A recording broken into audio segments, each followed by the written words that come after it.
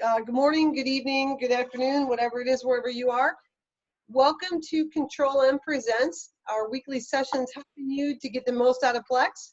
We started these sessions about 3 months ago, offering no-cost training to everyone in the Plex community. Our goal is to increase Plex knowledge for everyone, not just our clients, make us all stronger to get through these uncertain days. We've been trying to pick meaningful topics based on our interaction with our clients, and we'll try to keep doing this weekly for as long as our schedules will allow it. Please know that we post all of our sessions out to our YouTube channel when we're done, and we'll show you how to find that so you can get to our older sessions once we're done here, see if there are topics that are of interest to you. My name is Patti Nowak. I'm the owner of Control+M Solutions. We're a Plex partner I founded about 7 years ago. We're a consulting firm of delivery professionals nationwide from the East Coast to the Rockies, and we have customers all over the globe. For those of you who don't know me personally, I've been working with Plex since 2007. I started off as a customer, became a consultant, and now we're proud to be a Plex partner. Our company focuses solely on Plex. We don't try to be everything to everyone, just everything to the Plex community.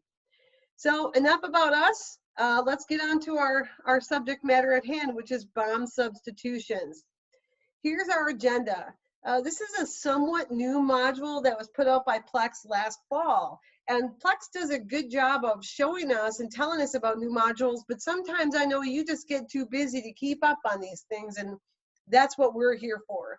Folks have been asking for BOM substitutions for quite some time now, and it's pretty exciting that Plex developed it. And you all know that you've always been able to do this by changing specific job BOMs, but this new construct adds some control and visual cues, as well as gives you some flexibility at control panel that you didn't have with just a job BOM change. It lets your operators with the right permissions swap job BOM items on the fly, and that, my friends, is a pretty cool thing to see. So first, let's talk about what a substitute really is. Like I mentioned earlier, you know you can edit a job BOM, but there aren't any controls on job BOM edits. Technically, if you're an apple pie factory, you can make an apple pie out of a coil of steel by just changing the job BOM. It probably wouldn't taste too good though. So this construct really only works when there is a true substitute or true multiple substitutes. And that can be somewhat subjective. So always when we teach you how to do new things in Plex, we're going to talk to you about maybe why you should or should not do them, or why maybe it's not a great idea for your business. So the overarching theme here is that you identify and set up your substitute options for the BOM items in one screen. And then at the part level or job level, identify the circumstances under which substitutions are allowed. You can associate date ranges for the part subs. So for example, I could say it's okay to sub this for 1 month, or it's okay to sub this forever, and you can control the sort order of preferred substitutes. Let's talk about an example. Let's just take Greek yogurt and sour cream as substitutes for topping on a taco. I myself can do either one, but if I try to slip that past my husband, I'm going to fail. He's going to know right away, and he's not going to be a happy customer. So this is a perfect example of a time when we could allow substitutions on the part taco, but for the patty taco job, we could allow subs, but on the Bruce taco job, we don't allow subs. Couple of important notes. We can substitute part A with a quantity of part B, but A cannot be substituted by a combination of quantities of both part B and C. So for example, I can't say that part A can be replaced by half a B and half a C. If I wanted to do that, I'd have to create another part, which would be a subassembly of a B plus a C, and call that out as a replacement. You'd have to either kit that or build it before using it as a replacement. So like I said, this can be a good idea, but like all good ideas, you need to really understand it, really think it through, and thoroughly test before you pull the trigger. I always say that you can't do too much testing. And it might not be a great idea for all situations either. In some companies, this can present some unforeseen problems. For example, if you have to guarantee chemistries in steel, or if you have a customer agreement that specifically forbids allowing substitutions. And there are also real life cost implications too. Unless your substitute parts are exactly the same cost, you're likely going to have a higher or lower cost of production on a job when you sub. So I'm going to show it to you, and I'm going to ask that you remember during the presentation, while you're looking at this, assemble either a mental or written list of the users that would have input into this module, like operations, planning, purchasing, customer service, and especially costing and accounting. And important to note that this is only available in Plex UX, not Classic. If you are using Plex Classic and you want to do this, it's time to consider bumping up to UX for not just your part design and job creation, but your control panel as well. Let's talk about a specific example that we could use. This is a great example of something that we could sub because there are some interesting unit and quantity differences. Let's say, for example, that we are making food products and we have a BOM component of an egg. We could, for example, replace a white, regular, ordinary chicken egg with a brown egg, a quail egg, or egg beaters. Brown eggs and white eggs are probably similar in cost, but quail eggs are much smaller. We're going to need more of them. They're a little bit more expensive. Egg beaters could be a cool replacement, but they're different units. So you can see we might have some different ways to set up substitute BOMs for these items. When we set up these sub-BOM items, not only do I identify the quantity differential and the unit conversion, but we also can identify a sort. And I may have a preferred sort of brown eggs to be my first substitute, then egg beaters, and then save the quail eggs for the last sort because they're more expensive. Not just to buy them, but you're literally cracking more eggs. So the time to load them as an ingredient would be longer, and that's not something that is really supported. We don't change a routing expected length of time or job length of time based on the BOM. It's just something to think about when considering subs, is that time it might take to handle that substitute item. Then let's talk about times and places it would be good to use a sub. It's pretty easy in an omelet. Any of these would work as a replacement. Your customer might not even notice, but let's say that we're going to make a different type of part, eggs over easy. Well, the brown eggs probably wouldn't be noticed, but the egg beaters can't really produce that part at all. And quail eggs over easy is a little different customer experience. In fact, it might be almost a little creepy. So to have all of these subs might get a little confusing for your operator at the control panel. What does this mean to you? This means that you really need to think through all possible subs before you set them up and give it some thought while you're planning and training on substitute BOMs. It is amazingly simple to set up. There's a couple of settings that you turn on. We're going to go through these screens with you in a bit, but on a high level, enabling these settings shows a checkbox on the part or on the job to allow substitution. The job sub flag supersedes the part flag, meaning if the part has subs allowed, but on this particular job you don't want to allow a sub, we can uncheck that. That will change how control panel looks to your users, and we're actually going to take a peek at that when we walk through Plex. The job-based setting controls when a job is created, the job BOMs checkbox is going to default to on or off, same as the part, and it controls whether or not the subs are allowed. Unchecking this does not prevent regular job BOM substitutions. It's important that the universal job BOM construct in Plex still works and does not have a relationship to these BOM subs. You'll see how the subs come to the top of the list, which is great, but this allowing anything still happens. Note any substitute component parts must be at the last operation in their routing if that's what your system requires. And quite frankly, I think it should require it. Being at the last operation is a great poke-yoke to prevent things from being used before they're really done. A little word of warning, according to the community, BOM substitutions don't work with batch production, which we typically see variable BOM usage there. Obviously, we aren't able to test every single configuration. My gut tells me I can kind of see why this might not work just from how the screen looks.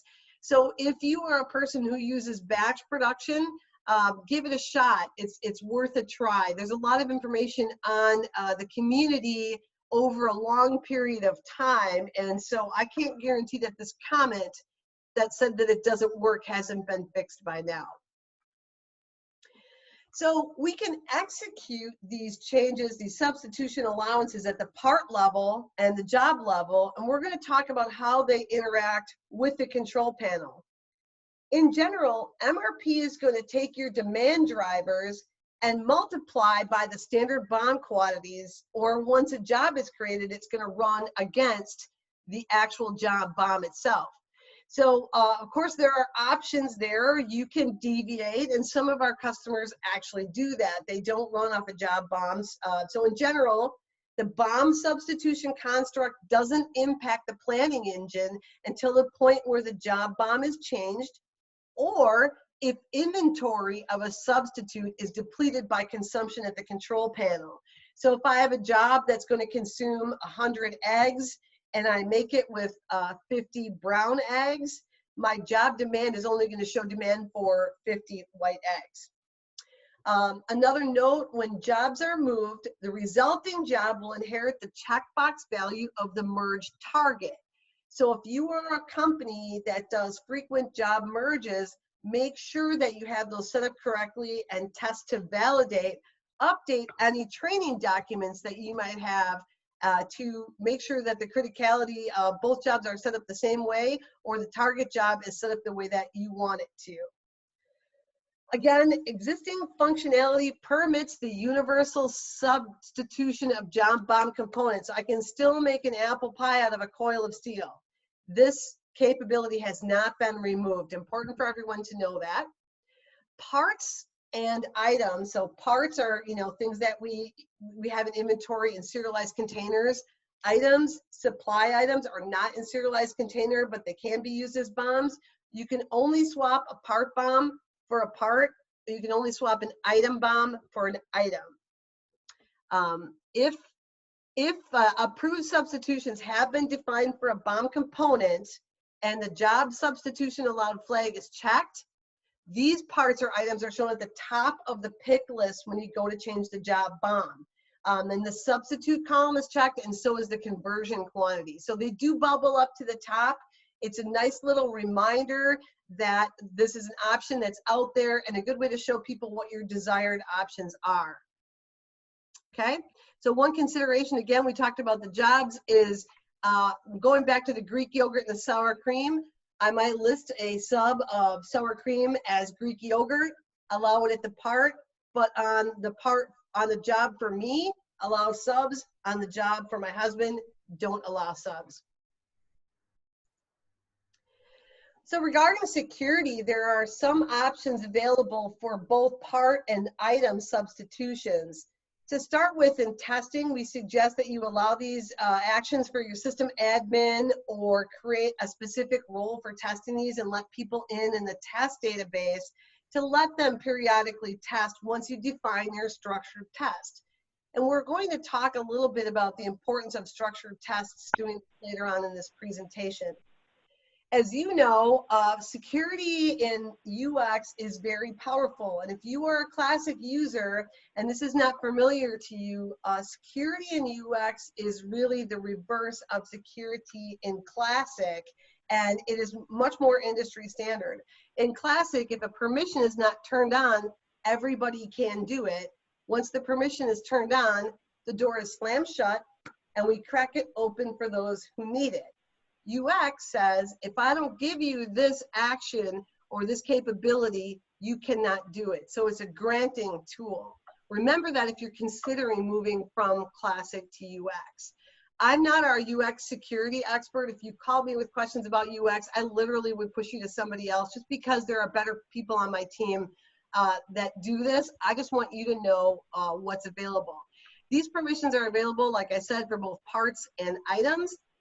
And at the control panel, we can control who has the ability to load sub-BOMs.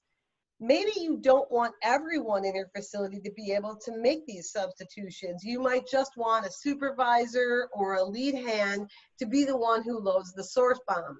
Now, that could be a little bit onerous when it comes to execution. The supervisor is going to have to be the person who's logged into Plex, not logged into control panel, logged into Plex.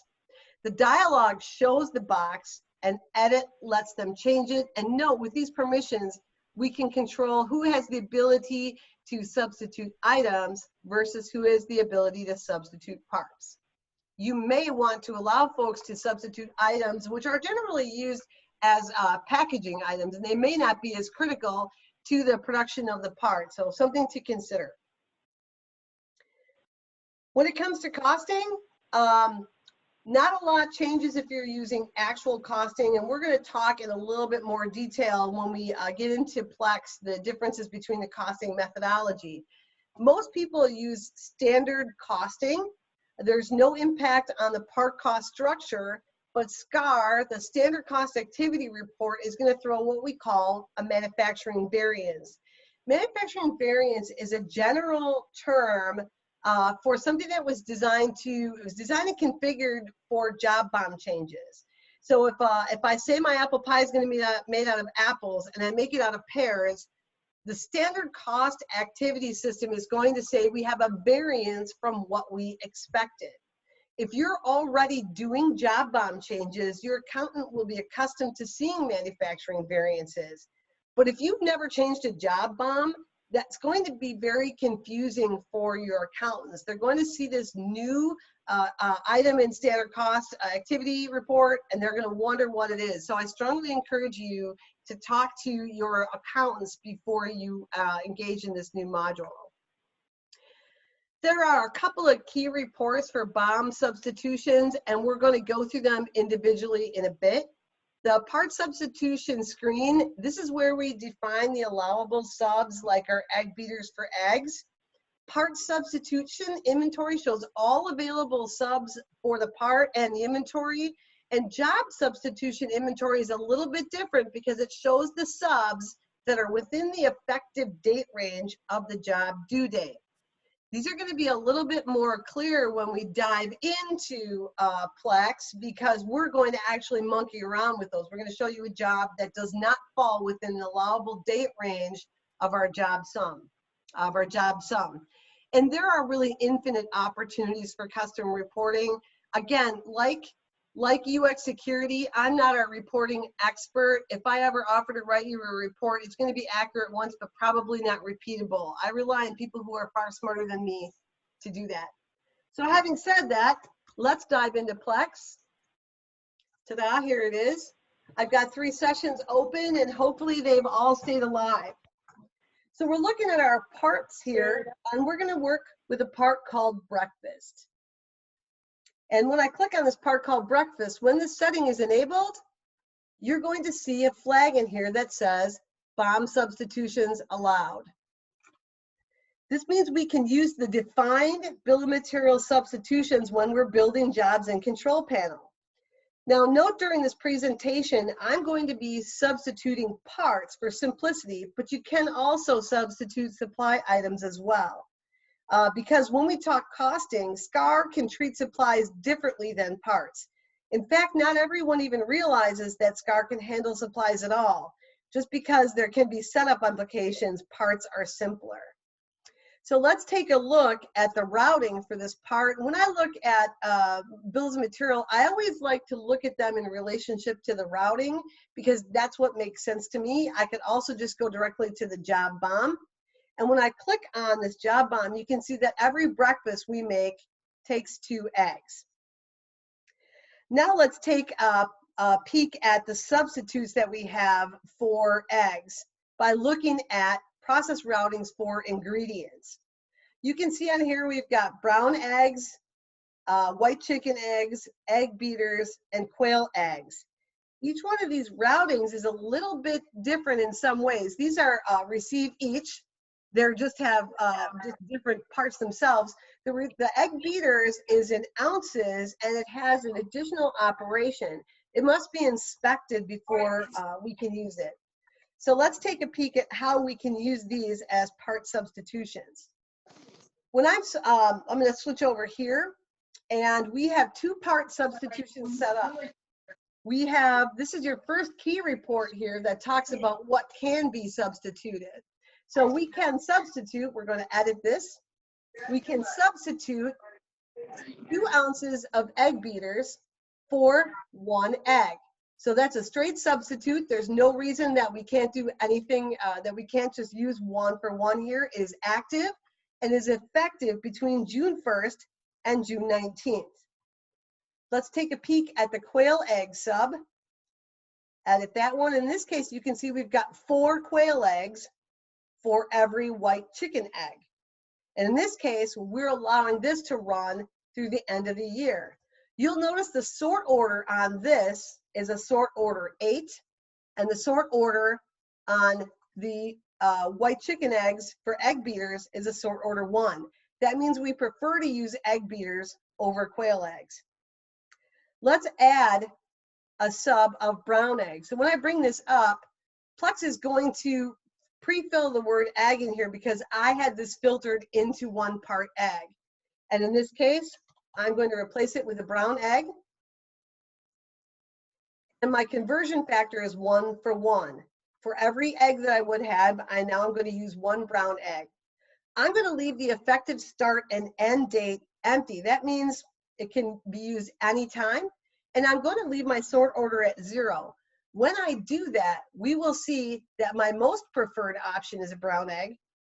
Second most preferred is egg beaters. And the third is a quail egg. We are going to be going in and out of this screen multiple times, so I'm going to leave it up. And I'm going to switch over to the part cost structure screen. I'm going to do that using my favorites. And in here, I've created a favorite group. If you don't know this in UX, you can create favorite groups. And these favorite groups also will bring along their filters with them if you'd like. So you'll notice this came up pre-filled with breakfast. That's not because I've saved it as default. It's because I saved the favorites with those filters. When I search on this, my breakfast is $17.62. That is one expensive breakfast. If I recalc, even though I allow subs, the cost is not going to change at all. I'm going to change my filters here, and I'm going to show you under part type of ingredients, I'm going to show you the different costs of my eggs. Now remember these conversions. My brown egg costs $1.02. My regular white egg, 81 cents. My egg beaters are 18 cents an ounce, but my quail eggs are a quarter a piece. This makes my eggs more expensive, my quail eggs more expensive than my regular eggs. You'll notice on here we have a freight charge on here. Typically we wouldn't see that. This was set up for a specific customer who wanted freight on every part. You can see that swapping these parts out with conversion rates makes a difference in how the cost will be applied in actual usage. Now let's take a look at the application to the job. We've set up job 2 of 23, quantity of 100 pieces due June 26th. Let's take a look at the job, and you'll see that the flag is on here to allow subs. What this means is when this job is loaded at control panel, my operators, if they have the permission, can change the bill of material for eggs to anything that is defined on the substitute. But we can still, again, universally change the job BOM if we want. If we go into the job bill of materials, now this is going to tell me that this job is loaded up and I can't change it, but that's okay because we're not going to save it. When I wipe out the egg component and I click search, what we're going to see is our substitutes are at the top and our conversion rates are at the top. That doesn't prevent us from choosing any of these other parts, but our subs are here. Can anyone guess why we might not see egg beaters? We did have 3 job BOM part subs, right? Can anyone guess why? I know you're all on mute, so I'm going to have to tell you why. It's because this part substitution for egg beaters expires June 19th, and our job is June 26th. If that was within there, then that would show up as an available sub. We're not going to change this, but I just want everyone to see that here. So before we actually start producing, let's check out two very important screens. The first one is going to be the job substitution inventory. I've taken a liberty of pre-filling out the job number, the operation, and the component on here.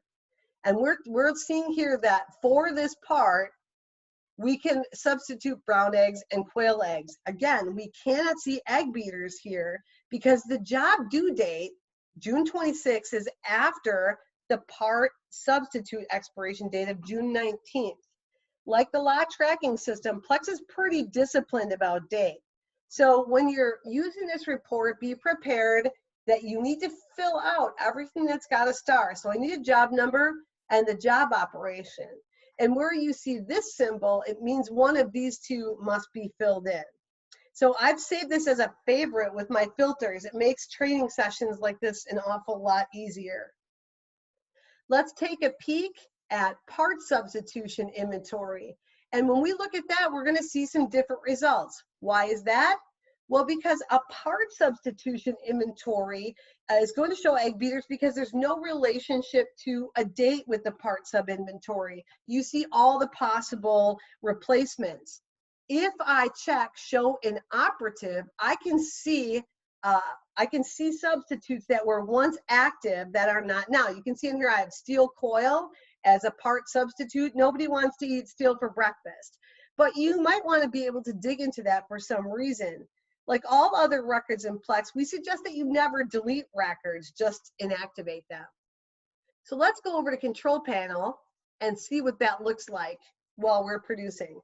I've taken the liberty of loading up my job for you, and I'm going to put this production status. We've also loaded up some source inventory here. Our breakfast is made of bacon and eggs. I've loaded the bacon because, as we all know, there's no substitute for bacon. When I click on Load Source Material here, Plex is telling me that I need eggs. And when I click in deeper, we see a new button up here that says Substitute. So I am going to click back here because I don't want to load it up just yet. And I want to show you what happens when we edit the job. So let's go back into the job in this session here. And I'm going to click back. I'm going to be in the job details. And I'm going to uncheck BOM Substitution Allowed. Now, I know what you're thinking. Hey, this is loaded. This won't work. But guess what? It does work while the job is loaded. Now, when I go back to Control Panel and go to Load My Eggs, the Substitute button is grayed out. So it's not even visible there. So I like that option because it can happen while it's loaded. Let's close this out and re-enable our job subs. And we will once again see that substitute button be there and visible. Okay? Now that we have the ability to use substitutes, let's give it a try. When I click the substitute button here and I check the substitute parts, I can select brown eggs or quail eggs. I cannot select egg beaters. Remember why? My job due date is after the expiration of the BOM sub. So I'm going to make this part with quail eggs. Now, one thing that threw me a couple times is when I click OK, I am so accustomed because I've used Control Panel so many years, I want this to load it for me. But what it really did is it said, now I have a quail egg that's due and I need to load it, or that's required. I need to load it and I have to go in and load my container of quail eggs. I'm going to click the back button here and you will see that we are going to be able to make breakfast. Like standard production, I'll start a new container. I'll record a production piece. And I'm going to mark container full. And my container number is 201. I'm going to copy that because I want to take a look at what this inventory looks like. So I'm going to click on my favorites and I'm going to go to inventory. And I'm going to take a peek at this particular container. Let's take a look at this here. And we're going to go into this container detail, and we're going to do container trace. I like this because it provides a better picture. And you can see in here that we've actually, only we actually have to hit the right container trace, right? You can see in here that we've actually used quail eggs instead of regular eggs here. We're also going to look at another report called Actual Depletion Including Cells. This report will show me on a time basis here that we use quail eggs to make this breakfast, not regular eggs. Remember, this is going to throw a manufacturing variance in SCAR.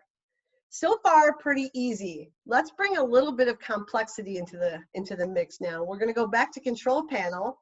And again, we're going to record production, and I'm going to say, well, let's start a new container. Let's record one piece of production again. So we're making one breakfast.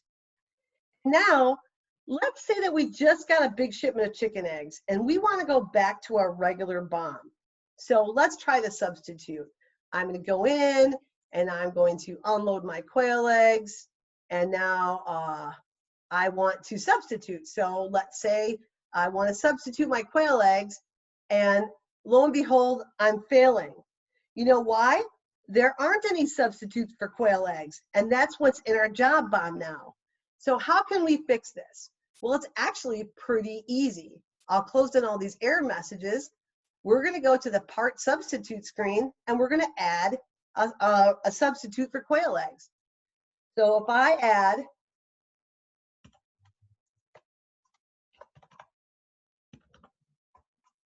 excuse me, I'm going to need to clear out this filter here.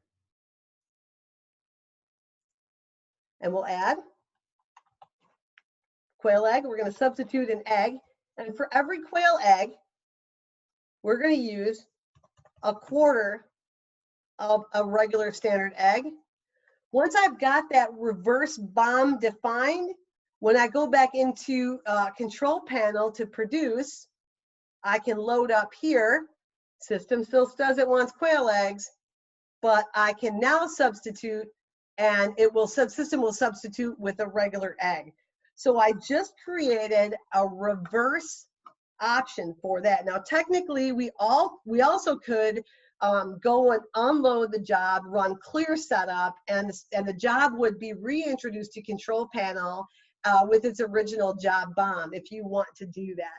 I just want you to know that if you sub a job BOM and you unload and reload it, that it's going to go back to its original job BOM. Now I'm going to report one more piece in here, and those of you who've been paying close attention are going to understand that now I have two parts in this container. One was made with regular eggs, and one was made with quail eggs. If that is not okay with you, then what you're going to need to do is take a peek into the system and see how we can poke a yoke this and prevent that from happening. So let's go into the inventory screen. This should be container 201. I didn't look at that number. Let's see, was it the one that was just made? Let's hope so. Let's hope I remembered that correctly. It was made at 1134. Good, good. And we'll look at this advanced trace, and we're going to see that we have eggs and quail eggs in here if I got the right container. I probably did not get the right container. Let's take a peek at this. Let's look at our container of breakfast. 202. What I get for trying to remember. Let's go to the advanced trace. And then here we're going to see we have quail eggs and regular eggs that both went in there. So pretty powerful stuff. We're also going to look at, we'll see the same results in the actual depletion report. So let's take a peek at actual depletion, including cells. And when we take a look at this, we're going to see that we use some eggs and some quail eggs. So pretty powerful stuff. Remember, everywhere we see this quail egg, we're going to see manufacturing variance. So last but not least, let's look at the costing side. As you know, Plex has three costing methodologies. Standard, which is the most common, pure actual, which is far less common, and it requires a ton of discipline and accuracy, and job actual costing, which is a hybrid between the two, where you book standard to your general ledger, but you can see actual cost at any time. So let's talk about standard costing first. Most companies are on standard costing, and we've seen that there are a fair number of companies that don't use SCAR. They might not be 100% sure of what it is or how it works, but think of it this way. It's a collector of all these little transactions in your system. Everything that happens during the month, it gathers all of those together and it posts them to the general ledger in one big bucket posting. It's far more advanced and a detailed method of inventory valuation calculation. And when it's rolled out and executed correctly, it leads to a book to perpetual match, meaning that at any time, your general ledger account balance for inventory can be supported at a detailed level. It's very powerful. So let's take a peek at SCAR, and hopefully Veronica has had a chance to regenerate our SCAR while I'm working here. Thanks for helping me out in the background. We'll take a peek here at the details for parts. And what you're going to see is our production on the breakfast part. We're incurring labor and we're consuming eggs and breakfast, and we're throwing a manufacturing variance because we use an unexpected part. Studying manufacturing variance can be a little bit challenging. If you want some help on that, let us know. But in this case, the system tells us that we had expected 2 eggs and instead we saw 16 actual quail eggs. Regarding actual costing, not too many customers are using pure actual costing. If you're using pure actual costing, you'll see a report similar to this that's called JOCAR. It gathers up those tiny little transactions. There's really no change to actual costing for a BOM substitution because actual costing just does exactly what you think. It pulls the actual receipt cost for components for the exact container that you selected to put into your finished goods. It's container-based costing versus standard costing, which is part-based costing, and it gets granular based not only on the components, but the time spent in producing. So in the case of our mixed BOM parts, we'd see actual cost records for the eggs and the quail eggs, both in there. So profitability would be measured using a gross profit report, and using those quail eggs would give us a higher cost of goods here. We're going to bring up the cost tracking system today. You're going to see this is actually a very chatty little program. Lots of transactions here. I'm going to ask Plex to only show us material cost types, and you will see that we are consuming eggs, we're consuming quail eggs, we're consuming bacon. These cost records all roll up on a container cost basis. Now, since this is not an actual costing session, I'm not going to get too much deeper.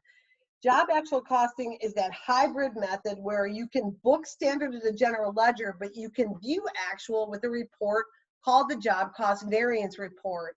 This shows in a different way, a monetized way, that we expected to use regular chicken eggs, but we used a bunch of more expensive quail eggs. The problem with JCV is it runs against the NRT server, and I don't know that I want to keep you all, nice though you may be, on the phone for another 4 hours until we can see it. If you're using actual costing, reports like gross profit will show the change when shipped, but unfortunately, we really don't have the time today to ship it. We can cover that in a different session if you'd like, or if you want, later on today, if you email me directly, I will send you a copy of the job actual cost of the JCV report and the gross profit after we ship it. So, wow, I'm exhausted. Let's go back to PowerPoint. Let's talk troubleshooting. We've got some troubleshooting tips here. What happens if you can't load the substitute BOM in control panel? First, make sure your substitute is active. Check your effective start and end dates because of the job due date. It could be driving that to be unavailable. Do you have other controls on your source loads? We work with clients that force inventory to be allocated before it's used, specific to the location of the work center. And you'll want to validate that those substitute BOM items respect those requirements. Candidly, if you have a requirement for allocations, I would think that substitute BOMs would be a little bit more challenging for you to do. It would almost be easier to change the job BOM and then allocate your container. Do you have a security issue? Does someone not even see the substitute buttons? Check if anyone else can do it. Check the actions I had in the earlier slide. And if you can't load a sub, once the regular inventory has been loaded, you got to unload the regular BOM. So if you can't load quail eggs, once you've already loaded eggs. You can't load them both at the same time. And if you want to switch back to a regular job bomb, either set up a reverse sub item, or like I said, unload the job, clear your setup, bring it back up. It'll come up with the original job bomb. We always recommend that whenever you make a change or use a new module, we suggest a structured test. Well, what does that really mean? It means write down what has to be done to accomplish this and all the variables. At Control+M, we use checklists for those. We have a standard checklist of a full business cycle, put it in order, all the way to ship the order, everything in between, and what to look at, the labels, the costing, the invoices, etc. Take that checklist and then apply any unique variables or use cases that are different for your company, and document the test actions and output. Write down what you think you should see. Then if you see something different than that, you've got to check. Did the system not result in what I expected, or did I expect the wrong thing? Never do this without involving the accounting team or the costing team. Everything in Plex rolls down into accounting, and trust me, you never want to be interesting to accounting. And always consider security. Ask your team who should be able to do these bombs.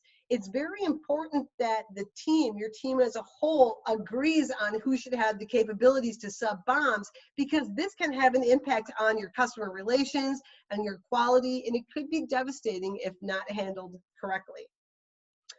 A couple of cautions that are defined in the documentation for this, which, by the way, is available in the Plex Education Portal. There's a session on it.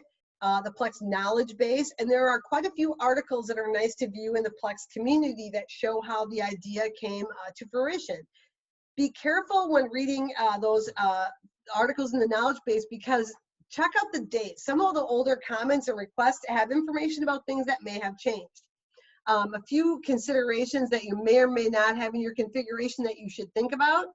If you are a company that sends components to subcon and receives a finished good back, by that I mean I am sending my subcontractor a bag of apples and 2 pieces of pie dough, and they're going to give me back a pie. If you're doing that, you're going to want to update the job bomb, and you're going to have to test to make sure that works in your configuration. There are many options in subcon, and while it's quite simple to send Bob components out and get a completed part back, and this says finished good, it really should mean an assembled part. We just want to make sure that your BOM substitutions are handled a little bit differently. Integrations are all so unique that you are going to have to test those separately. Go back to your documentation of why you did the original integration, what it does, and what this can impact. Lot management, I'll be honest with you, this is a very deep subject. I'm not an expert on this, so let's leave it to say that if you are using lot management, it's going to have the same level of lot management discipline to your subs as your original parts. And most importantly is part revision changes. Does everybody know the difference between rollover and concurrent revisions? A rollover is basically a part rename. Once it's renamed, the part history, shipments, all, etc., reflect the new revision. It can be very dangerous. Now, rollover revision doesn't impact Bob subs. If I had Ag Revision A and I did a rollover revision, and now Ag Revision A is known as Ag Revision B, the subs will go with it. But remember, that's not a great idea, because that means every historical record that says I used an Ag Revision A will now say Revision B. Concurrent revs are typically the preferred way to go. They do not automatically update or inherit BOM substitutions, so you'll want to set those up manually. I'm sure that there are more cautions than just these. That's why your testing and your structured test script is so critical. So let's talk about some ideas that we might want to band together and get going in the community. Now that you've seen this, what do you think? How about, for example, could we control which substitutes are allowed by job or part? For example, we can't make eggs over easy with egg beaters. And what about that default switch at the part and job level? They default to on. When we add a part, those are on. Do we want that to be user selectable? Other ideas might be knowing or seeing the cost impact standard on the switch. The last thing we ever want to do is make a less profitable part. So I'm going to open the floor to questions now. We went through all of this fairly quickly, but we only have an hour, so we don't really have much of a choice. Open the floor to questions. Advise you that you'll see my email on here. You can always email me direct, and you are very likely on mute. So if you want to ask a question, you're probably going to have to mute yourself.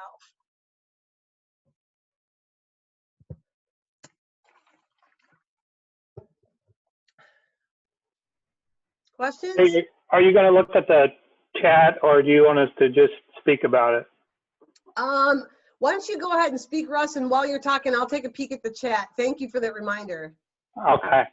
All right, so my first question was, has this been, I think you kind of referred to it right on your last slide, has this been tested with lot tracking? For example, if you got, obviously, quail eggs are going to be a different lot than regular eggs. And so are you going to be able to, if you lot track the eggs, are you going to be able to substitute those? What kind of testing has been done with something like that in lot tracking? So I didn't see that anybody answered that question. Ken Keller on our team is real powerful in lot tracking. So I will ask Ken to check that out. And team, do you want me to email everybody or just you, Russ? Tell you what, if you want to know, flip me an email on this. I think that a lot of people would want to know this, that are transitioning to UX and would be considering upgrading the lot, implementing lot tracking once they transition to UX. Well, Russ, let me share a little bit of news that hasn't gotten out yet, and that's in 2 weeks from today. Ken Keller is going to be doing a presentation on traceability, and two of the subjects he's going to talk about are lot tracking in Classic and lot tracking in UX. And as he preps for this, I'll have him build in BOM variability, and we'll have him validate that, and I'll email the team. We have the list of attendees. So first thing about the bacon sub, I stand correctly. I have never tried tofurkey tempeh bacon as a substitute for bacon, so sorry about that. Multi-outs are one of the options that Plex indicated. Fixed multi-outs and dynamic multi-outs are handled differently. So they indicate that it can work. Again, that would be one to test. Subs on variable BOM generator, it doesn't work. I think that would be an interesting one, especially in the food and bev industry. So everyone here should know that if you have a great idea out in the community that you want us to upvote, email anybody on my team. We've got a really good network of people that we like to bring in and help you out. We'll upvote your ideas, absolutely, just because you asked. And Russ, you are correct. It is convenient when your cost accountant is your Plex champion. And I'm not saying that tongue in cheek. Everything in Plex hits costing. So that's yeah. Great. I can honestly say that 100% of the time that I do testing, I check with the cost accountant because I'm the cost accountant. So. Well, I'll tell you what, Russ, that rolls downhill in lots of odd ways. I, at least once a month, get a call from a VP somewhere asking me why the accounting team thinks that there are too many people on their manufacturing floor, and it all rolls down to costing. So if you want to have that conversation, anybody, let me know. Any other questions about about BOM substitutions? Well, then let's talk about next week. Next week, Veronica Meyer is going to be presenting on the Plex Pick and Fab module. A week from today, we're going to talk about what Pick and Fab is, etc. And I want to invite everybody here to check out our YouTube channel. It's definitely worth a watch. We give Jill an email if you want to join. By the way, Jill, we're so grateful to have your help with these sessions. Without her taking care of the invites, the setup, the YouTube management, the series couldn't exist. So thank you very much. And when you're out on our YouTube channel, watch our previous videos. Please give us a thumbs up. We like kudos just as much as everybody else, and it fuels our desire to keep putting these sessions out, keep building content that make you become better, stronger, smarter, and most importantly, more competitive with Plex. So without any further ado, I want to tell everyone, have a great day, stay safe and healthy, and now go make some stuff. Thanks, Patty.